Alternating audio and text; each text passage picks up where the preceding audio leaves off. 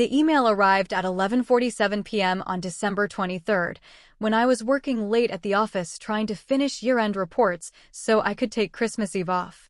The subject line read, "Family obligation requires immediate payment." I almost deleted it thinking it was spam. Then I saw the sender's mom. My hands shook a little as I opened it. There was no salutation, no "Dear Lily," no politeness, just an attached PDF and a single line of text. Due immediately. Wire transfer details included. The attachment was an invoice, a professionally formatted itemized invoice on what appeared to be official letterhead. My parents had created the Morrison Family Trust. At the top, in bold letters, a Christmas gift appraisal of Haley's vehicle. Item 2024 Mercedes-Benz C-Class. Below, a note in my mom's handwriting was scanned and attached. "Your sister deserves this. It's the least you can do after everything we've done for you. Mom and Dad." I stared at the screen, my coffee going cold in my hand. My sister Haley was 22, a two-time college dropout, and currently living rent-free in our parents' pool house. I was 28, had worked 60 hours a week since graduation, and hadn't been invited to a family event in 2 years. My phone rang. "Mom, did you get the bill?" "No." "Hello." There was no warmth in her voice. "Mom, is this a joke?" She laughed. That shrill, brittle voice I recognized so well. "You're just a bank to us, Lily. You know that. You've always known that. The one with the big tech job. It's time to pay. You're asking me to buy Haley a Mercedes for Christmas? A Christmas I'm not even invited to. Oh, did we forget to mention?" There was false surprise in her voice. "No, you're not invited.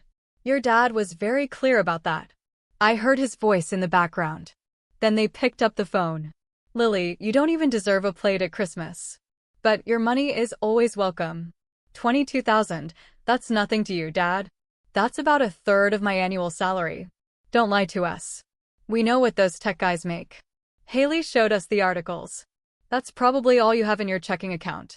The truth was, I had the money. I'd been saving religiously for 3 years for a down payment on a house, living in a studio apartment, driving a 10-year-old Honda, eating ramen more often than I care to admit. Every bonus, every raise went straight into savings. "Because family helps family," Mom said, taking the phone back. "And since you're so selfish, you can't give us grandchildren or marry the doctor we introduced you to. At least you can take care of your sister. The mother of the doctor you introduced me to is married. Details?" She dismissed. "The invoice remains. If it's not paid by December 25th, don't bother contacting us again. We'll tell everyone you abandoned the family." Haley has already picked out the car. The dealer is keeping it. She picked it out without even knowing if I would pay or not. "We knew you would pay. You always do. Remember her college tuition, her apartment deposit, her study abroad that turned into a vacation? You always bend over." She was right. I had been paying for Haley's life since I got my first real job. Every crisis, every want disguised as a need, every tearful phone call about how Mom and Dad couldn't help her. I had paid. I estimate I've given them close to $100,000 in the last 6 years. "I need to think about it," I said. "There's nothing to think about. Pay by Christmas or you're dead to us." The line disconnected. I was sitting in my empty office, fluorescent lights humming overhead, and I opened my banking app. There it was. $167,432. 3 years of sacrifice. 3 years of regret. I can't go out tonight, and I'll just drink water and go to work wearing the same 5 outfits on rotation. Then I pulled up my email and scrolled back. 2 months ago, Lily will not be needed on Thanksgiving. Family only. 6 months ago, your cousin's wedding is private. Siblings don't get a +1, so you're not included. Last Christmas, we'll have something. Small this year, I opened up Haley's Instagram. Posted 3 hours ago. A photo of her at a Mercedes dealership in which she's sitting in a pearl white C-Class with the caption "Santa better come." Christmas tree automobile #blessed #Christ miracle #Nikar. Who is this? The comments were revealing of our aunt. Your parents must be so proud. Haley's reply. They're making it possible. 2 hearts. Making it possible with my money. I opened a new browser tab and started researching. It took me an hour, but I found everything I needed. Then I called a lawyer friend who did me a favor. Sarah, I need your help with one thing. Can you draft a document for me tonight? I'll pay your emergency rate. By 2 a.m., I had everything arranged. I went home, slept for 4 hours. Are you calling to arrange payment? The family has said you'll handle the financial part. Actually, I'm calling to inform you that I will not be purchasing that vehicle. Whatever contract or hold you have is not authorized by me, and I want it on record that I am not responsible for this purchase. Oh my God. The young lady was absolutely convincing. I'm sure she was. Have a nice day. Next, I crafted an email. Not to my parents, but to our entire family. Subject line: the real cost of Christmas. Dear family, I wanted to share something with all of you on this Christmas Eve. Attached is an invoice I received from Mom and Dad for $22,000 to buy a Mercedes-Benz for Haley. This would be in addition to the nearly $100,000 I've given them for various family emergencies over the past 6 years. I have not been invited to Christmas, Thanksgiving, or any family gatherings for the past 2 years. In Mom's words, I'm just a bank for them. In Dad's words, I'm not even worth eating at Christmas. I wanted you all to know why you won't see me at any gatherings in the future. It's not of my own free will. I have been supporting the family financially while being emotionally isolated. That ends today. Merry Christmas, Lily. I attached the invoice and sent it to 37 family members. Then I called my bank. I want to transfer $67,000 from my savings to a new account at another institution. Within an hour, my phone was blowing up. Calls, texts, voicemails. I ignored them all and went to my office, a place where I knew no one would think to look for me on Christmas Eve.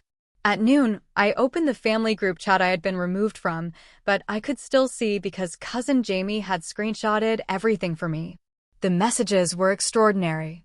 Aunt Patricia, is this true? You asked Lily for $22,000 for C. Mom, this is a family matter. Stay out of it. Uncle Rob, this is disgusting.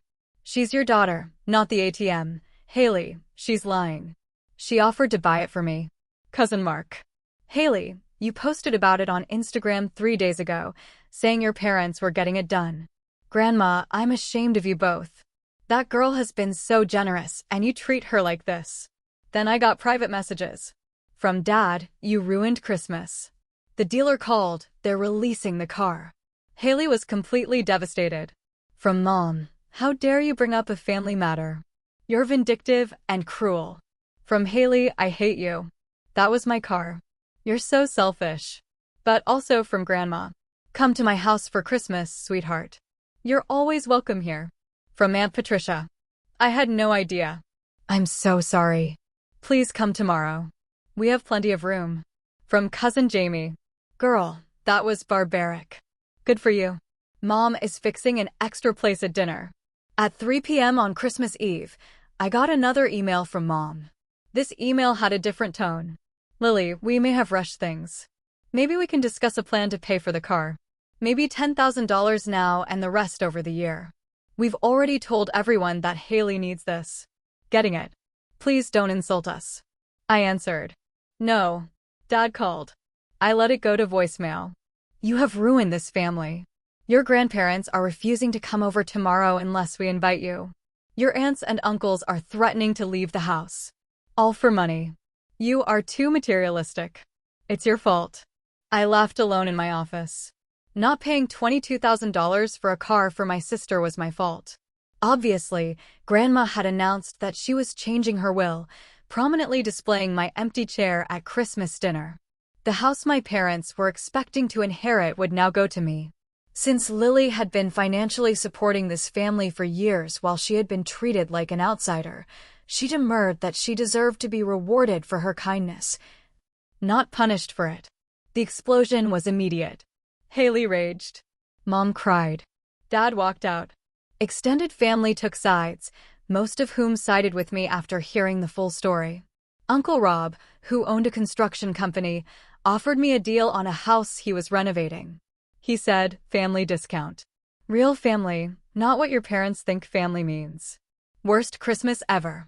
Some people are so selfish, Haley posted on Instagram. It got 12 likes. Below is my cousin's comment. Being selfish is expecting a Mercedes from your sister and leaving her out of Christmas dinner. It got 847 likes. On December 27th, I got my parents' last email. A formal letter from a lawyer demanding I pay them $22,000 as part of a verbal contract that was established based on past methods of financial support.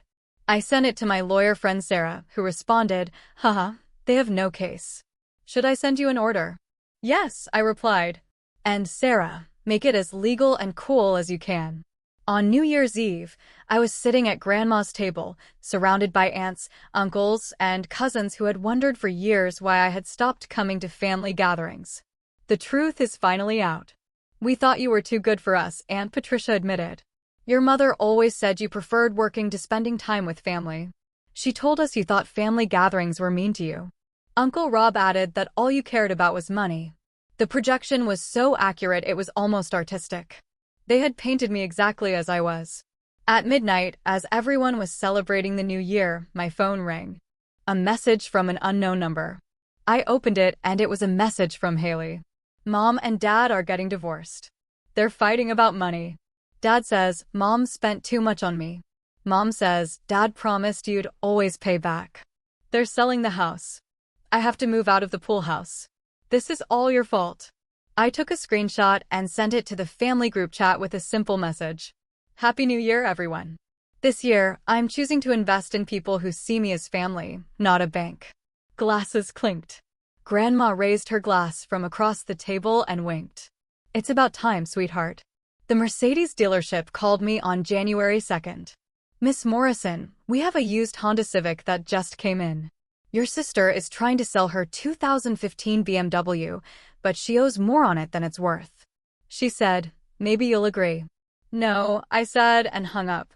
My parents were right about one thing. I had money, but they were wrong about everything else. I wasn't a bank. I wasn't worthless. I wasn't selfish enough to be a member of the family. I was just too valuable to be treated like an ATM without any emotions. That's exactly what I used the down payment I had saved on a house. A small house near Grandma, with a garden and an extra room for my cousins to use when they visited. The first Christmas there, I hosted dinner. Everyone was invited. Everyone except for the 3 people who taught me the difference between being relatives and family. They had sent me a bill for $22,000. I had sent them back a priceless thing. It was the most precious gift they ever gave me. For years I treasured it. But when they forgot me, I decided it was right to return it to them. I sent that precious thing back, perhaps to tell you that memories are not always one way.